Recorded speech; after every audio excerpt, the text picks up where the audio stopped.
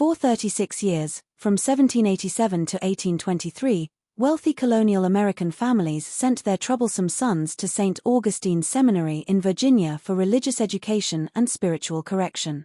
Not one of those young men ever returned home.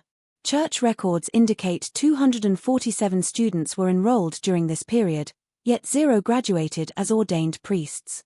Their fate remained a mystery until 1998, when renovation workers uncovered documents revealing the seminary was actually an elaborate prison and extortion operation disguised as religious education.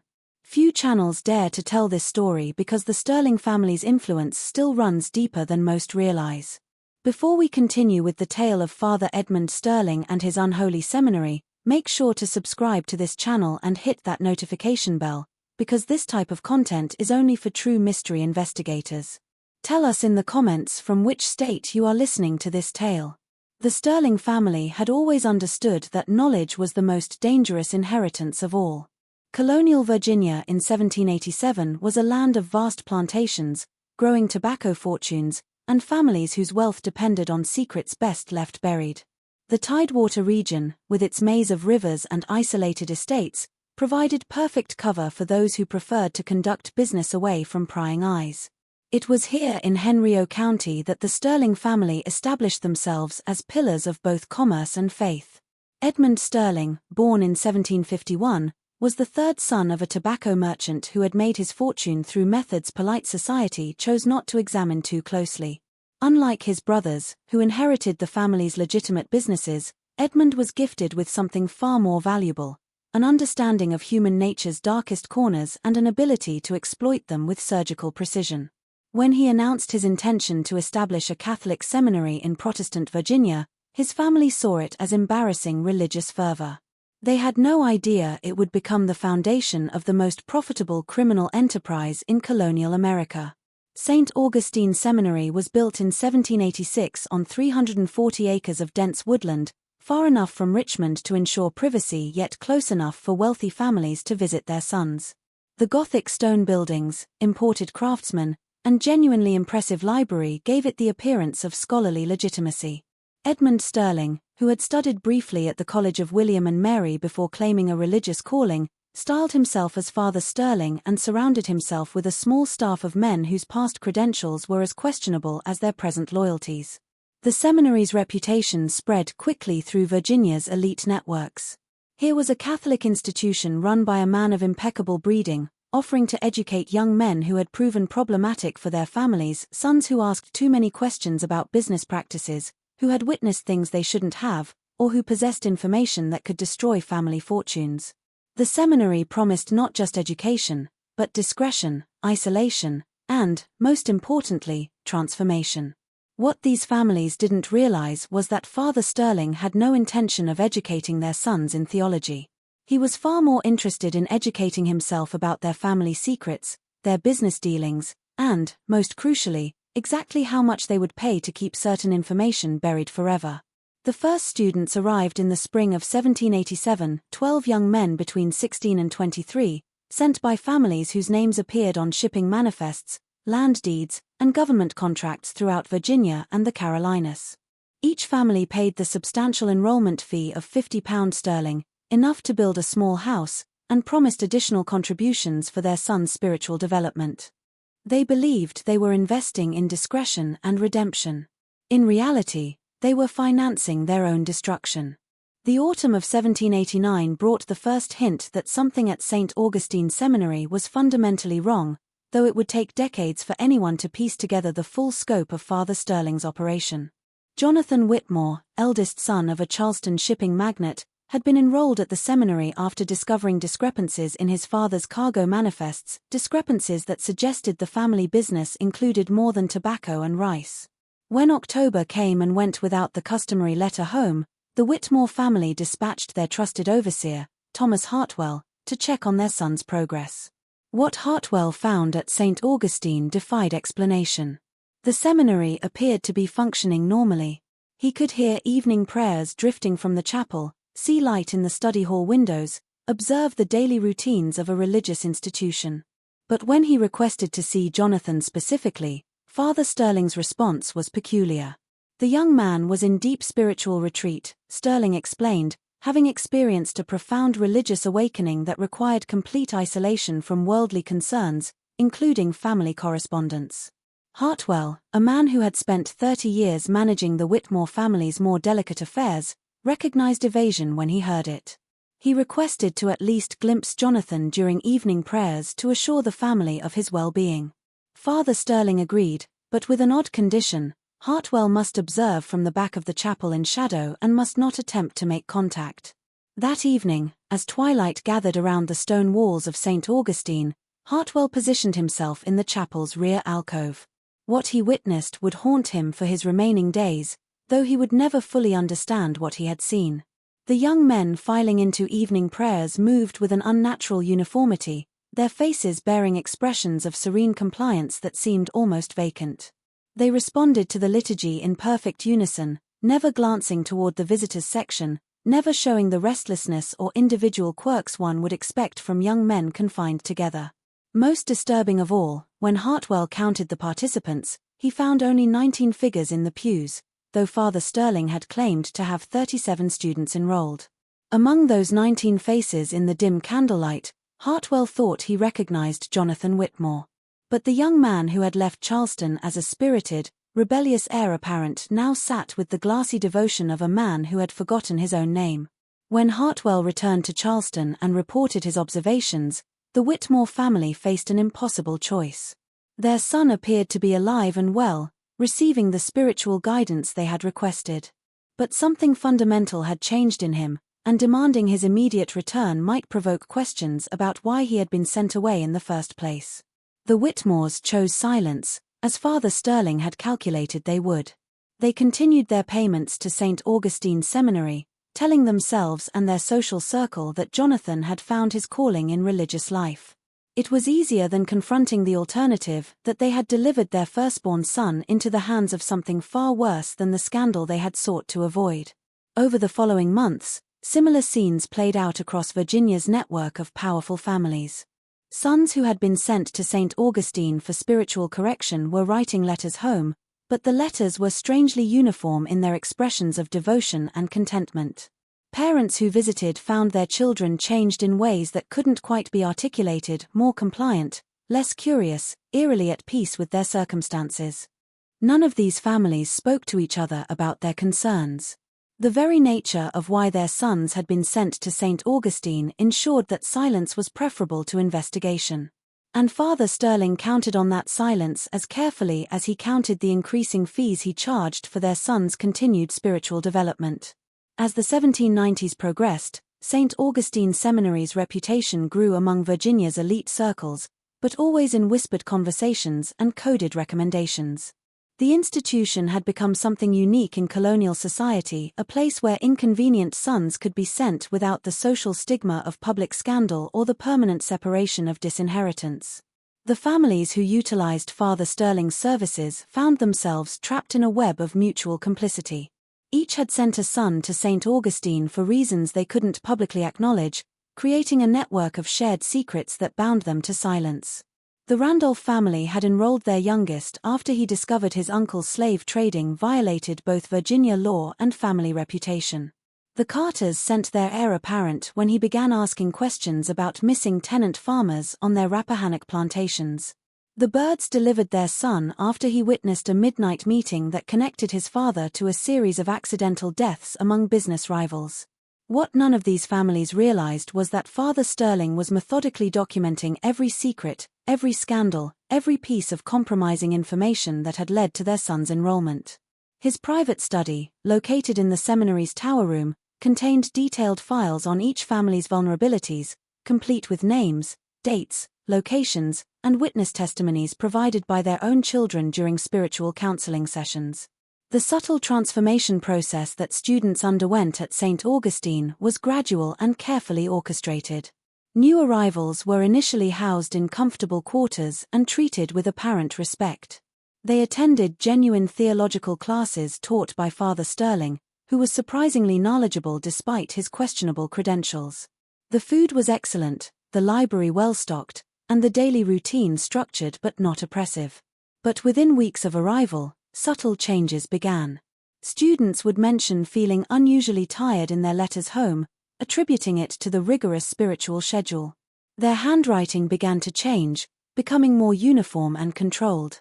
Their letters grew shorter and more formulaic, expressing gratitude for their family's wisdom in sending them to such a beneficial institution. What the students didn't know was that their evening wine was being supplemented with carefully measured doses of laudanum and other opiates available to those with medical connections. The dosages were precise enough to create dependency and docility without obvious signs of drug use. Combined with isolation from outside contact and constant reinforcement of their family's disappointment in their past behavior, the chemical influence created young men who were increasingly compliant and decreasingly capable of independent thought. By 1793, Father Sterling had refined his system to the point where he could predict almost exactly how long it would take to break down a new arrival's resistance and rebuild them into the compliant figure their family would expect to see during rare visits. The process typically took between 4 and 8 months, depending on the student's initial personality and the severity of the secrets they carried. But Sterling's true genius lay not in controlling the students, but in controlling their families. As months turned to years, the fees for continued enrollment began to increase. What had started as an annual tuition of £50 sterling gradually escalated to hundreds, then thousands of pounds, justified by expanded spiritual programs and advanced theological studies. Families found themselves paying not just for their sons' education, but for their continued silence about family secrets that had been extracted during those early counseling sessions. When parents protested the increasing costs or demanded their son's return, Father Sterling would gently remind them of conversations their children had shared during spiritual direction, conversations about business practices, family histories, or witnessed events that could destroy reputations and fortunes if they became public knowledge. The choice was always presented delicately but clearly: continue supporting their son's spiritual journey or risk having their family's darkest secrets exposed to Virginia society. Most families paid. By the winter of 1798, 11 years after St. Augustine Seminary's founding, Father Sterling's operation had evolved into something far more sophisticated than simple extortion. He had created what he privately termed the Virginia Arrangement, a network of interconnected blackmail schemes that controlled nearly 24 of the colony's most powerful families. The system worked with clockwork precision. Students who had been at the seminary for several years were gradually moved from the main dormitories to private quarters in the basement levels, ostensibly for advanced contemplative studies.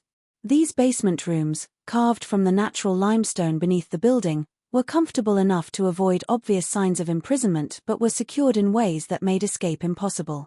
The students in these lower levels rarely appeared at public prayers anymore, as their spiritual advancement had supposedly progressed beyond communal worship. Meanwhile, new students continued to arrive regularly, maintaining the seminary's facade of ongoing operation while providing fresh sources of family intelligence and additional revenue streams. Father Sterling had become expert at identifying which young men possessed the most dangerous knowledge about their family's affairs, and these individuals found their spiritual retreats became increasingly permanent. The transformation of Charles Randolph, enrolled in 1796, illustrated Sterling's evolving methods with chilling clarity. Charles had been sent to St. Augustine after discovering that his father's tobacco exports were being used to launder profits from illegal slave trading operations that violated both Virginia statutes and federal maritime law. Initially, Charles's letters home expressed the usual complaints about strict religious discipline and homesickness. But as months passed, his correspondence became increasingly supportive of his family's business practices, including explicit approval of trading arrangements he had previously condemned. When Thomas Jefferson Randolph, Charles's younger brother, visited the seminary in early 1799, he found Charles transformed into an articulate advocate for the family's commercial interests. Charles spoke knowledgeably about crop rotations, shipping schedules, and labor management practices that would maximize profitability while minimizing legal exposure. His previous moral objections to the family's slave trading connections had apparently been resolved through intensive theological study of biblical slavery passages. But Thomas Jefferson Randolph was more observant than most visitors to St. Augustine. He noticed that his brother's pupils were consistently dilated despite the bright daylight in the visiting room. He observed that Charles's hands shook slightly when he wasn't actively engaged in conversation. Most telling, when Thomas mentioned their childhood dog's name, Charles showed no recognition of a pet they had both adored for 7 years. These observations might have remained private family concerns, but Thomas Jefferson Randolph made a decision that would ultimately unravel Father Sterling's entire operation. Instead of confronting his family directly about his brother's condition, he began his own investigation into St. Augustine Seminary's practices and history. Thomas was uniquely positioned for such an investigation. As a junior partner in his family's shipping business, he had access to commercial records, correspondence networks, and business connections throughout Virginia and the Carolinas.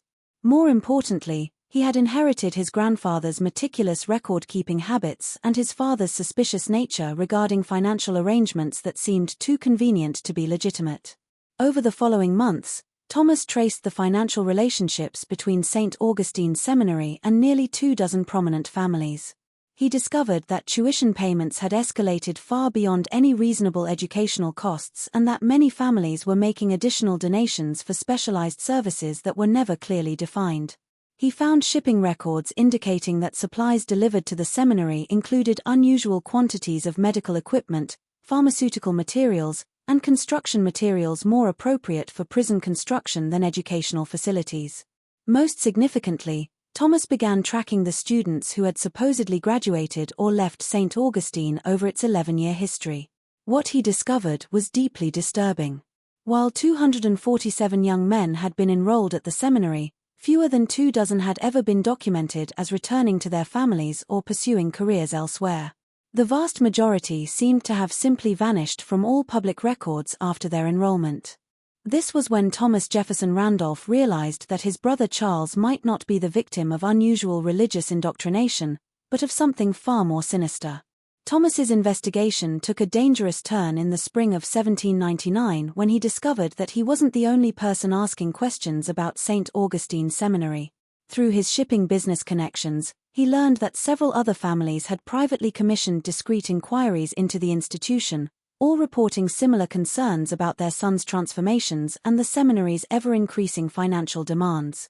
But these families were discovering what Thomas had already suspected, that investigating Father Sterling meant risking exposure of the very secrets that had led them to send their sons away in the first place. Every inquiry into the seminary's practices opened doors that most families preferred to keep locked forever. The breakthrough came when Thomas connected with Martha Henley, the widow of a Williamsburg physician who had died under suspicious circumstances in 1797. Dr. Henley had been one of the few medical professionals willing to treat patients discreetly, asking no questions about unusual injuries or conditions that wealthy families preferred not to explain. His patient records, which Martha had inherited along with substantial debts, included several entries for consultations at St. Augustine Seminary. According to Dr. Henley's notes, Father Sterling had requested medical advice regarding the long-term effects of opiate administration on young men, specifically seeking information about dosages that would create dependency without causing obvious physical deterioration. The doctor's records showed multiple visits to the seminary between 1794 and 1796, during which he had examined students who showed signs of chronic drug administration but were apparently being presented as suffering from spiritual melancholia or religious ecstasy. More disturbing were Dr. Henley's final entries regarding St. Augustine, dated just weeks before his sudden death from what was officially ruled a heart attack. The physician had begun expressing concerns about the ethical implications of his consultations with Father Sterling, noting that several students he had examined appeared to be suffering from more than spiritual distress. His last entry regarding the seminary was a single line: "The Sterling arrangement represents a fundamental violation of both medical ethics and human dignity." When Thomas Jefferson Randolph shared Dr. Henley's records with Martha, she revealed that her husband had been planning to report his concerns about St. Augustine to colonial authorities before his unexpected death. She had suspected that his demise was connected to his growing moral objections to his work with Father Sterling but had lacked the evidence or social standing to pursue an investigation. Together, Thomas and Martha began developing a strategy to expose St. Augustine Seminary's true nature, but they were operating under severe constraints. Any public revelation would destroy the families whose sons were imprisoned there, including Thomas's own family. They needed to find a way to rescue the students without exposing the secrets that had led to their imprisonment. Their solution was both elegant and dangerous. Thomas would use his shipping business to arrange for an accidental discovery of the seminary's illegal activities by colonial authorities, while Martha would ensure that medical evidence of the students' condition would be available to support legal action against Father Sterling. But as they finalized their plans, they made a chilling discovery that changed everything they thought they knew about St. Augustine Seminary. While reviewing Dr. Henley's patient files one final time, Martha found a hidden compartment in her husband's medical bag containing documents that revealed the true scope of Father Sterling's operation. The seminary wasn't just imprisoning inconvenient sons and extorting their families. It was systematically eliminating students who proved too resistant to chemical control or who retained too much dangerous knowledge about their family's secrets. The documents included detailed anatomical drawings and medical notes describing what Dr. Henley termed staged accidents designed to eliminate specific students while maintaining plausible deniability. The physician had apparently been coerced into providing medical expertise for murders disguised as accidental deaths, suicides, or natural causes related to the students' supposed spiritual afflictions. Among these documents was a list of names, students who had been eliminated over the seminary's 11-year history. The list included 23 names, matching exactly the number of death certificates that had been issued for St. Augustine students. But more terrifying was a second list labeled pending resolution, which included 12 names of current students, including Charles Randolph. Thomas Jefferson Randolph realized that his brother wasn't just imprisoned at St. Augustine Seminary. He was scheduled for execution. Just when we thought we'd seen it all, the horror in Virginia's hills intensifies. If this story is giving you chills, share this video with a friend who loves dark mysteries. Hit that like button to support our content, and don't forget to subscribe to never miss stories like this. Let's discover together what happens next in this tale of human greed and corruption. The race to save Charles Randolph and the other condemned students had begun, but Thomas and Martha were about to discover that Father Sterling had been anticipating their investigation all along. On the night of May 17, 1799, Thomas Jefferson Randolph and Martha Henley approached St. Augustine Seminary with a desperate plan to rescue the imprisoned students before Father Sterling could carry out his final solution. What they discovered in the limestone chambers beneath the seminary would haunt the survivors for the rest of their lives and reveal the true scope of one of colonial America's most systematic criminal enterprises. The basement levels of St. Augustine contained not just holding cells for current students, but a fully equipped medical facility where Dr. Henley had been forced to participate in what Father Sterling called spiritual interventions. The pharmaceutical supplies Thomas had traced through shipping records were being used not just to control living students, but to stage convincing deaths for those who could no longer be safely maintained. Charles Randolph was found in the final stage of Father Sterling's elimination process, heavily sedated with opiates and showing signs of systematic poisoning designed to mimic the symptoms of consumption. According to the medical charts Martha found, he was scheduled to die of respiratory failure within the week, with his death to be reported to his family as the tragic result of spiritual exhaustion combined with weak constitution. But Charles was not the most horrifying discovery in the seminary's underground chambers. In a section of the basement that appeared to be Father Sterling's private study, Thomas and Martha found detailed records of the entire Virginia arrangement spanning 12 years of operation. The files contained not just information about current students and their families, but comprehensive documentation of Father Sterling's systematic expansion throughout colonial society. The operation had grown far beyond simple extortion of wealthy families. Father Sterling had used the intelligence gathered from imprisoned students to manipulate business deals, political appointments, and legal proceedings throughout Virginia and neighboring colonies.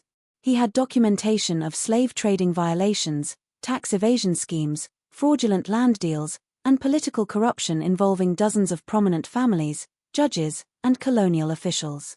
More chilling was the discovery that Father Sterling had been selling some of this information to British agents operating in the colonies, effectively making St. Augustine Seminary a center for espionage against American commercial and political interests.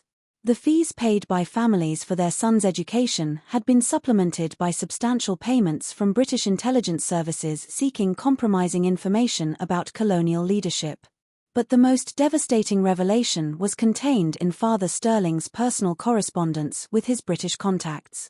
The letters revealed that the entire seminary operation was designed not just for profit but as part of a systematic effort to destabilize colonial society by compromising and controlling influential families. The British had been funding St. Augustine Seminary as part of their strategy to maintain influence over American commerce and politics even as colonial independence movements were growing. The students imprisoned in the basement weren't just victims of individual family scandals. They were casualties in a larger conflict between competing imperial interests, sacrificed to maintain British intelligence advantages over colonial society. When Thomas and Martha attempted to evacuate the surviving students, they discovered that Father Sterling had been prepared for exactly this possibility. The seminary's staff, who had appeared to be simple religious instructors, were actually armed guards with military training. The building itself had been designed as a fortress with multiple levels of security and concealed weapons throughout the facility.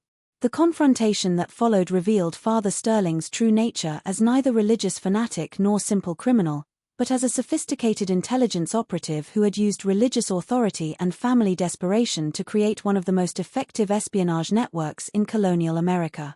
"You understand," Father Sterling told Thomas as armed men surrounded the rescue party, "that exposing this operation means destroying every family whose secrets we've documented. Your own family's slave trading violations alone would result in criminal prosecution, financial ruin, and social disgrace that would follow your descendants for generations." He gestured toward the files containing documentation of the Randolph family's illegal activities. "Your brother Charles possesses detailed knowledge of shipping manifests, financial arrangements, and business relationships that could destroy not just your family, but dozens of others throughout Virginia's commercial network. His continued existence represents an unacceptable risk to operations that benefit the Crown's interests in maintaining colonial stability." Thomas realized that Father Sterling wasn't just threatening individual families. He was threatening to expose a network of corruption that would destabilize Virginia's entire social and economic structure. The choice wasn't between saving his brother and protecting his family's reputation. It was between preserving colonial society's facade of legitimacy and revealing the systematic corruption that made that society function. "The choice is simple," Sterling continued. "Allow us to complete our arrangements with the students currently in residence, and their families' secrets remain protected. Attempt to interfere with our operation, and we release documentation that will destroy the reputation and financial stability of every prominent family in Virginia."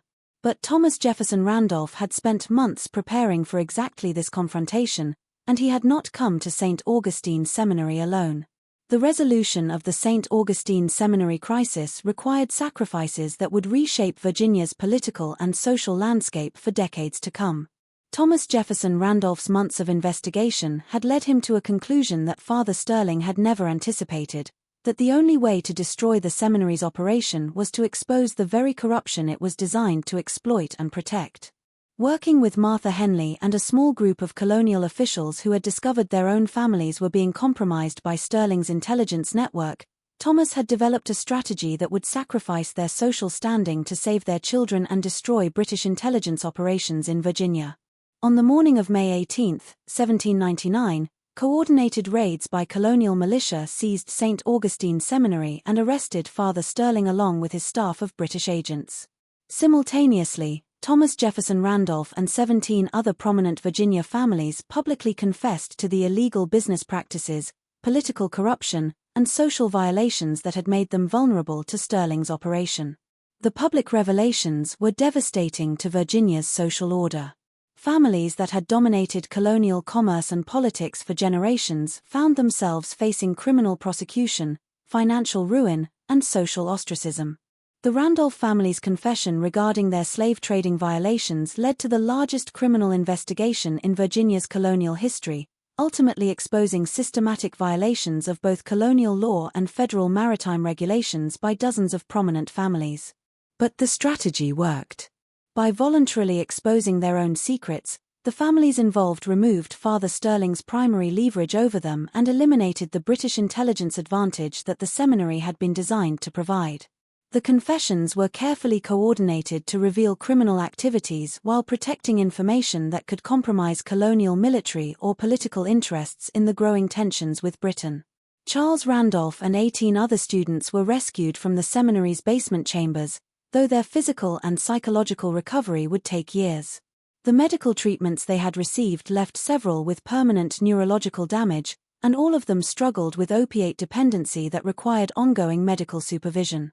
Charles never fully recovered his memories of the years before his enrollment at St. Augustine, and he retained the personality changes that had made him compliant with his family's business interests rather than critical of their ethical implications. 23 bodies were discovered in unmarked graves on the seminary property, confirming that Father Sterling's operation had indeed been systematically murdering students who proved too difficult to control or who retained too much dangerous knowledge. The victims included sons from some of Virginia's most prominent families, young men whose deaths had been explained to their parents as the result of spiritual exhaustion, consumption, or other natural causes. Father Sterling himself disappeared during the raid on St. Augustine Seminary. Despite extensive searches, neither he nor several of his key associates were ever found, leading to speculation that they had escaped to British territory or been evacuated by their intelligence handlers. The mystery of their fate would persist for decades, contributing to ongoing fears that similar operations might be continuing elsewhere in the colonies. The exposure of the Virginia arrangement had consequences that extended far beyond the immediate families involved. The revelations about British intelligence operations in colonial society contributed to growing tensions between American colonists and British authorities, accelerating the political movements that would lead to the War of 1812. Several of the families compromised by Sterling's operation became strong supporters of American independence movements, seeking to prevent future foreign manipulation of colonial society. More immediately, the scandal led to systematic reforms in Virginia's commercial and legal systems. New regulations were implemented to prevent the kind of systematic corruption that had made Sterling's operation possible, and oversight systems were established to monitor religious and educational institutions receiving students from multiple families. But perhaps the most lasting impact of the St. Augustine Seminary scandal was its effect on how Virginia's elite families raised their children. The tragedy demonstrated that family secrets could be turned into weapons against those who kept them, and that protecting children sometimes required exposing the very scandals that parents sought to hide.